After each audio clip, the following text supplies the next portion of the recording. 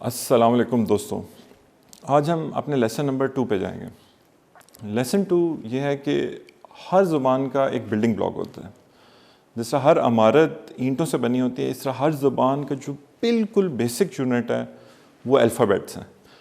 उर्दू में इसी अल्फ़ाबेट्स को हम कहते हैं हरूफुल हिज्जा, और अरबी में जो हरूफुल हिज्जा या अरबिक के जो अल्फ़ाबेट्स हैं वो हमने सामने लिखे हुए हैं। अब उर्दू और अरबी जिस तरह हम बता रहे थे कि दोनों बिल्कुल एक जैसे हैं। अब फ़र्क क्या आता है? फ़र्क सिर्फ ये आता है कि जो भी उर्दू का अल्फ़ाबेट बा यानी जैसे बा लिखा हुआ है, एक ही साउंड में वो एंड हो रहा है, वो अरबिक में उसको अलिफ साथ लगा के पढ़ा जाएगा। यानी देखें, अगर ये उर्दू में ये बे है तो ये बे बन जाएगा बा। इसी तरह अगर आप देखें, अब हम इनको अल्फ़ाबेट्स पे ये इम्प्लीमेंट करते जाते हैं। अलिफ क्या ये एक ही साउंड में ख़त्म हो रहा है? नहीं, तो इसको हम कुछ भी नहीं करेंगे। बे देखें, अब एक ही साउंड उसमें जनरेट हो रही है, तो इसको हम अरबी में जब बोलेंगे तो इसको हम बोल देंगे बा। अब देखें आगे पे तो अरबी में नहीं आता, लेकिन अब अगला लफ्ज़ होगा ते। ते देखें, क्या ये उर्दू में इसमें एक ही साउंड पे एंड हो रहा है? हो रहा है, तो इसको हम क्या बोल देंगे? ता। से क्या ये एक ही साउंड इसमें आ रही है, तो ये क्या बन जाएगा अरबिक में? सा। इसी तरह आप आगे जाएं तो जीम में क्या ए की आवाज़ आ रही है? नहीं, तो इसको हम कुछ भी नहीं करेंगे। हे में लेकिन ए की आवाज़ आ रही है तो ये हा बन जाएगा।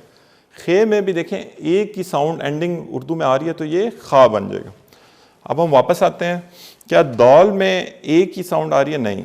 जौल में एक ही साउंड आ रही है? नहीं, तो इसको हम कुछ भी नहीं कर रहे। रे और जे एक ही साउंड आ रही है तो ये क्या बन जाएगा? रा, और ये जौ। इसी तरह आप आगे आ जाएं, सीन, शीन, स्वाद, इसमें कहीं पे भी एक ही साउंड नहीं आ रही तो हम इसको कुछ भी नहीं कर रहे। ज्वाद में क्या एक ही साउंड आ रही है? नहीं।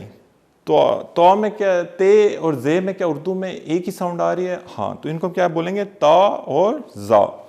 इसी तरह ऐन गैन में कोई साउंड नहीं आ रही, इनको बिल्कुल नहीं छेड़ेंगे। फे में फिर एक ही साउंड आ रही है तो इसको हम कहेंगे फा।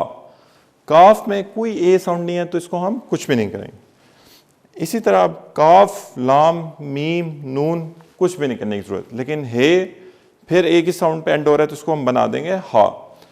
वाओ और छोटी ये, इसमें देखें ये जो सी है ये फिर एक ही साउंड पे एंड हो रही है तो ये क्या बन जाएगा? या।